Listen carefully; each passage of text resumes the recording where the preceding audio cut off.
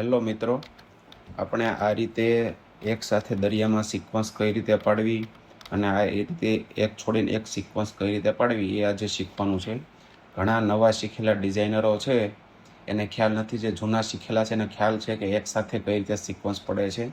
તો આજે આપણે દરિયા જાળની અંદર એક સાથે સિક્વન્સ કઈ રીતે પડે અને એક છોડીને એક સિક્વન્સ કઈ રીતે એક સાથે પાડવી એ આપણે જોવાનું છે. સૌથી પહેલાં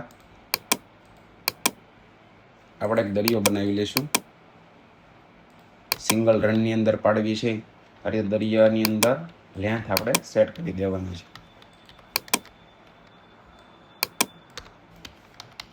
આ રીતે દરિયો મૂકી દીધો છે.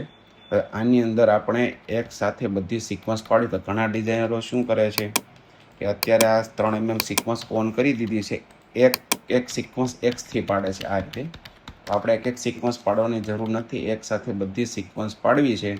તો તમારે કોઈ પણ ડિઝાઇનની અંદર પહેલાં તો દરિયો બનાવીને સિક્વન્સ ઓન કરવાની છે. અહીંયાથી 3 mm હોય તો 3 mm અને 5 mm હોય તો 5 mm. ડબલ સિક્વન્સ એક સાથે પડશે અને સિંગલ સિક્વન્સ એક સાથે પડશે. એટલે કોઈ પણ એક સિક્વન્સ સિલેક્ટ કરવાની છે. અત્યારે આપણે સિલેક્ટ કરવાની છે 3 mm. 3 mm સિક્વન્સ સિલેક્ટ કરીને એક્સ દબાવીને એક પડે છે તો એટલી બધી સિક્વન્સ પાડવામાં ટાઈમ વધારે વયો જાય. તમારે ઈ દબાવીને મશીન અહીંયા લેવાનું છે અને પછી ક્યુ દબાવવાના છે. ખાસ યાદ રાખવાનું, ઈ દબાવીને મશીન લઈને પછી ક્યુ દબાવો છો, પછી એક કી દબાવવાની નથી, એક શોર્ટકટ કી દબાવવાની નથી, અથવા તો પ્રોગ્રામની અંદર ક્યાંય ક્લિક કરવાનું નથી. ખાલી તમારે મશીન આગળ ચલાવવાનું છે.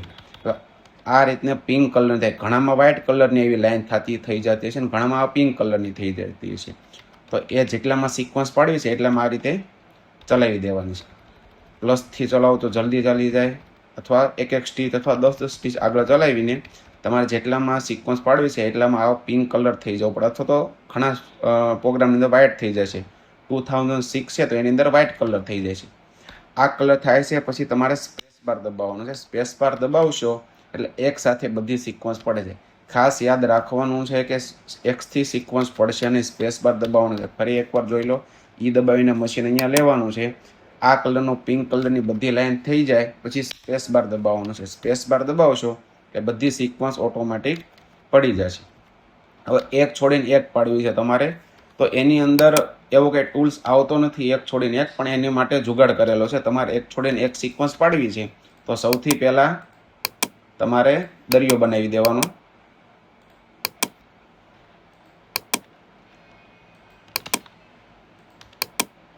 આપણે અહીંયા 3 mm ની લેન્થનો દરિયો બનાવી દીધો.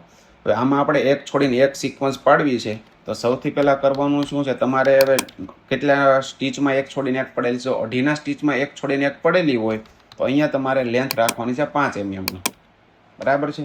અને 3ના સ્ટીચની અંદર 3ની લેન્થની અંદર એક છોડીને એક પડી હોય તો અહીંયા તમારે લેન્થ રાખવાની છે 6 mm. હવે આપણે અત્યારે લેન્થ રાખવી છે 5 mm. 2.5ના સ્ટીચમાં એક છોડીને એક સિક્વન્સ પાડવી તો લેન્થ તમારે રાખવાની છે અહીંયાથી 5 mm. તો 5 mm લેન્થ રાખેલી છે તો આની અંદર આપણે સિક્વન્સ પાડવી છે. દરિયો સેજ મોટો કરી લઈએ અને અહીંયાથી લૂપ સ્પેસિંગ વધારી દઈએ, વળાંક સરખો પડે. આ રીતે 5ની લેન્થ રાખી છે. 5ની લેન્થ રાખી છે.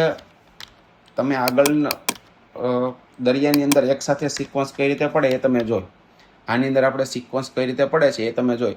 તો એ જ રીતે તમારે 5ની લેન્થની અંદર તમારે એક સાથે સિક્વન્સ પાડી દેવાની છે.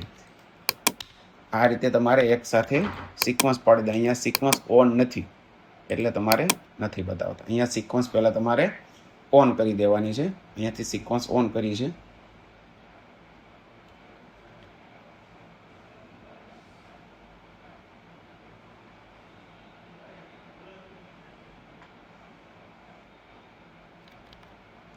આ રીતે સિક્વન્સ ઓન થઈ ગઈ છે, બરાબર.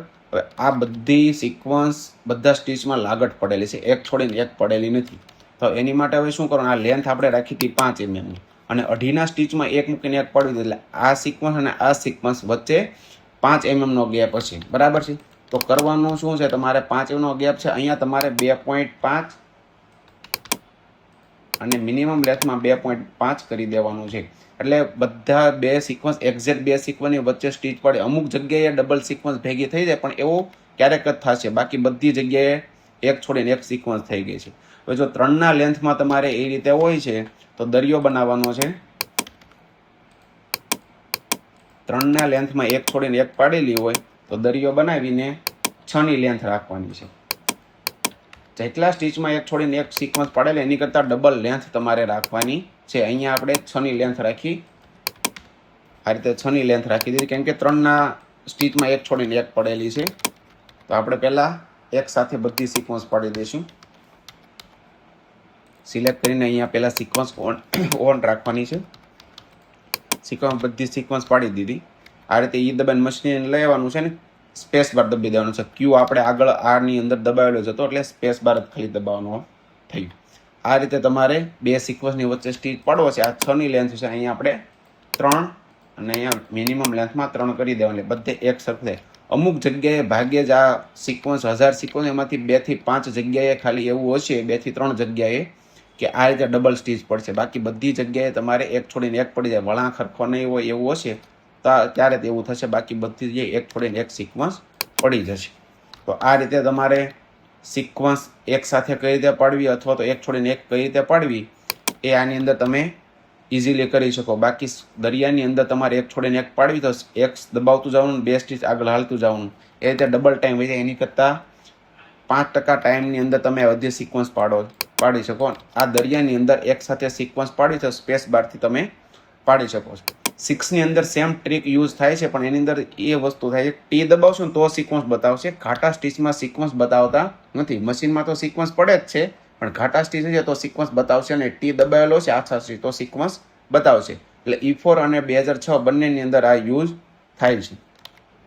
આવા વિડીયો જોવા માટે ચેનલને સબસ્ક્રાઈબ અને લાઈક કરો.